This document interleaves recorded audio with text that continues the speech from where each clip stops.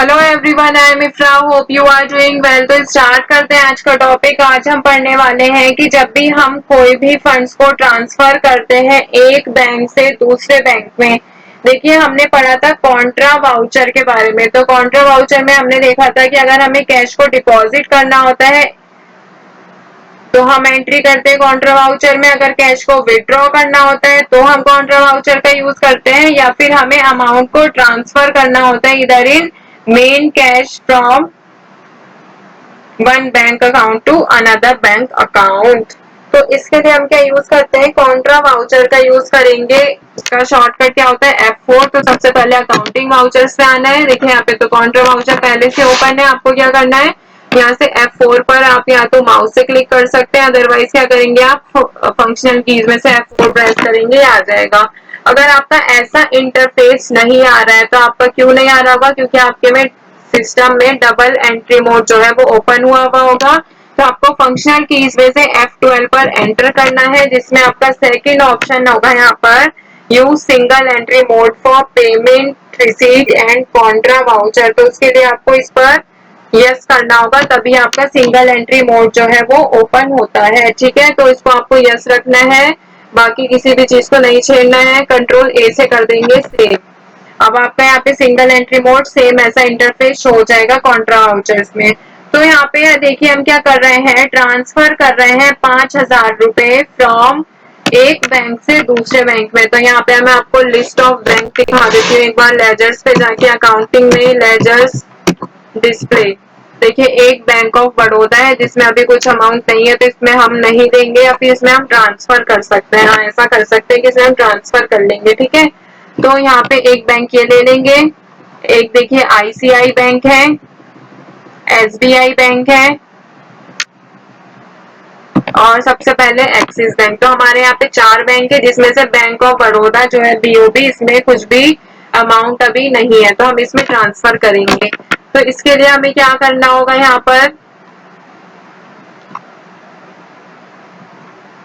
Accounting vouchers पे आएंगे। अब देखिए कौन सा जो है यहाँ पर अकाउंट रिसीवर रहेगा, कौन सा अकाउंट जो है गिवर रहेगा। तो मैंने आपको यहाँ पे बताया था कि जो भी हमारा क्या होता है, रिसीवर होता है, वो क्या होता है यहाँ पर ऊपर अकाउंट के सामने आता है। तो यहाँ पे देखेंगे, और जो गिवर होगा वो कहाँ पे आएगा, नीचे पर्टिकुलर्स में।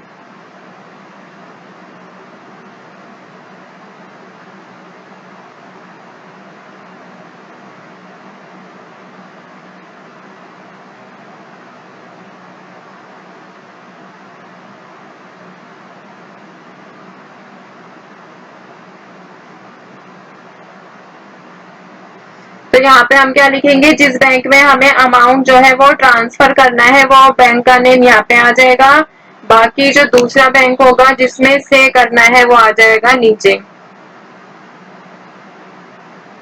तो यहाँ पे हम बैंक ऑफ बड़ौदा में मैंने कहा था, यहाँ पे देखिए अभी सिर्फ कितना अमाउंट है, 1,000 रुपए आपको शो कर रहा है। जैसे मैं यहाँ पे दूसरा बैंक ले लेती हूँ, एक्सिस बैंक ले लेते हैं, इसमें कितना अमाउंट है, 14,000, 5,14,000 है। तो हम 14,000 ऐड करेंगे, यहाँ पे 15 हो जाएगा, यहाँ पे 5 लाख बचेगा। यहाँ पे इंस्ट्रूमेंट नंबर डाल देंगे 1 2 3, नरेशन में लिख देंगे, यहाँ पर एंटर करेंगे, फिर से नरेशन लिखेंगे being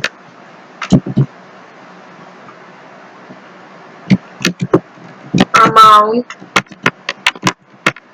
transfer from Axis Bank to bank of Baroda. ठीक है, और इसको कर लेंगे सेव। अब देखिए यहाँ पे बैंक ऑफ बड़ौदा में जो है आपको 15,000 शो होने लग जाएगा। तो करंट एसेट्स में जाएंगे, बैंक अकाउंट्स पे जाते हैं, बैंक ऑफ बड़ौदा में आपको 15 जो है यहाँ पे अमाउंट शो होने लग जाएगा। ठीक है, तो आई होप आपको ये वाली चीज भी समझ आ गई होगी कि सिंगल, देखिए इसमें 2 एंट्रीज आ रही है। ओपनिंग बैलेंस हमने 1,000 डाला था, वो इसीलिए यहाँ पर शो हो रहा है।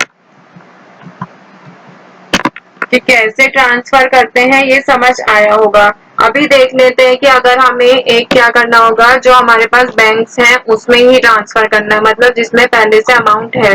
तो मैं आपको सारे बैंक्स का अमाउंट भी दिखा देती हूँ। यहाँ पे बैंक अकाउंट पे जाएंगे, देखिए एक्सिस बैंक में 5 लाख रुपीज है, बैंक ऑफ बड़ौदा में 15 है, आईसीआई में 14 और एसबीआई में भी 14 है। तो यहाँ से हम वापस जाते हैं अकाउंटिंग वाउचर्स पे। अब देखिए यहाँ पे हमने बैंक ऑफ बड़ौदा में पैसे जमा किए थे, अब क्या करना है हमें आईसीआई बैंक में जमा करना है, बट किससे करेंगे, बैंक ऑफ बड़ौदा से। तो यहाँ पे बीओबी लेते हैं, 15,000 है, इसमें से हम 5 या फिर 6,000 कर लेते हैं। मतलब कि हम एक बैंक से दूसरे बैंक में जिसमें जमा करे थे, अब उसमें से ही हमने तीसरे बैंक में यहाँ पर ट्रांसफर कर दिए, ठीक है, आईसीआई में। और यहाँ पे एंटर करेंगे, यहाँ पे चेक नंबर इंस्ट्रूमेंट नंबर डाल देंगे और यहाँ पे क्या है बैंक का नेम स्पेसिफाई कर देंगे आईसीआई। और यहाँ पे क्या लिखेंगे, नरेशन में be cash transferred from BOB to ICI और ये कर लेंगे एक्सेप्ट। अब अगर आप जाकर देखेंगे यहाँ पर बैलेंस शीट में, तो बैलेंस शीट में करंट एसेट्स पे जाएंगे बैंक अकाउंट्स में, तो यहाँ पे आईसीआई में भी 14 था, बट अब कितना शो हो रहा है 20,000 जो अमाउंट यहाँ पे शो हो रहा है। और इसमें कितना था 15,000 था, जिसमें से हमने 6,000 यहाँ पे निकाल कर किसमें ट्रांसफर कर दिया आईसीआई में। अब देखिए दूसरी एंट्री पहले हमने क्या किया था एक्सिस से बीओबी में, बीओबी से आईसीआई में, अब क्या करेंगे आईसीआई से एसबीआई में ट्रांसफर करते हैं, ठीक है।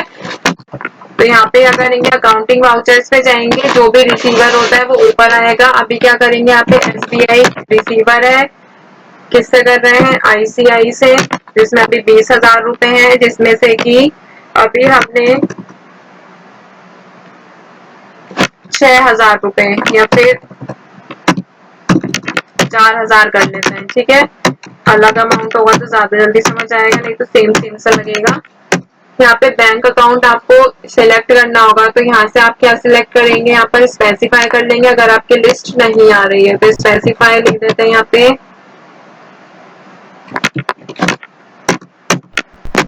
नरेशन वही आएगी ट्रांसफर वाली जो मैंने प्रीवियस 2 एंट्रीज में लिखवाई है। तो बैलेंस शीट पर आएंगे, करंट एसेट पर एंटर करेंगे, इसमें बैंक अकाउंट्स पर आएंगे। तो देखिए एसबीआई में कितना हो गया, अभी 4,000 रुपए बढ़ गया है, पहले कितना था 14, अब कितना शो हो रहा है 18,000 शो हो रहा है, और आईसीआई में 4,000 कम हो गया है। अब एक लास्ट एंट्री और कर लेते हैं कि एसबीआई से अगर हम एक्सिस बैंक में पैसे जमा कर रहे हैं, तो यहाँ पे वापस से अकाउंटिंग वाउचर्स में आएंगे।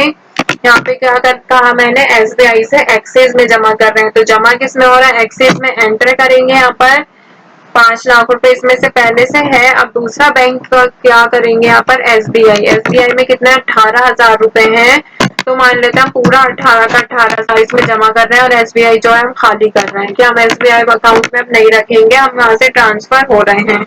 तो एसबीआई को अगर हमें खाली करना होगा तो पूरा अमाउंट यहाँ पे लिखेंगे। जैसे मैं 18,000 पर अभी एंटर करती हूँ तो ये 5,18,000 हो जाएगा, और एसबीआई का जो बैलेंस है वो 0 हो जाएगा, ठीक है।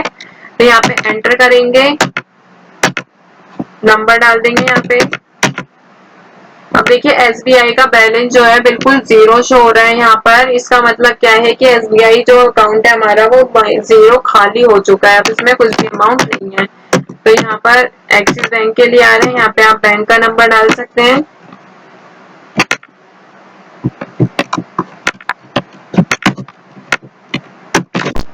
नरेशन वही आएगी ट्रांसफर वाली, और इसको कर देंगे एक्सेप्ट। अब देखिए हमने जितने भी बैंक थे हमारे पास सब में ही इधर उधर अमाउंट करके देख लिया है। सबसे पहले क्या किया था एक्सिस बैंक से बीओबी में, बीओबी से आईसीआई में, आईसीआई से एसबीआई में, एसबीआई को खाली करके दोबारा से इसमें हमने अमाउंट डाल दिया है एक्सिस बैंक में, ठीक है। 5,18,000 इसमें अमाउंट हो गया है।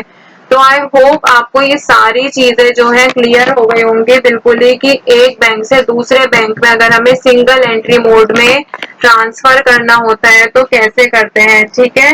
चाहे वो हम किसी भी बैंक से, किसी एक बैंक को अगर हमें काफी बार ऐसा भी होता है कि हमें एक बैंक से मतलब यहाँ पर हमें एक उस वाले एरिया से ऑफिस चेंज करना होता है, ट्रांसफर करना होता है, तब वो वाले बैंक का भी जितना भी पैसा होता है हम दूसरे बैंक में ट्रांसफर कर देते हैं।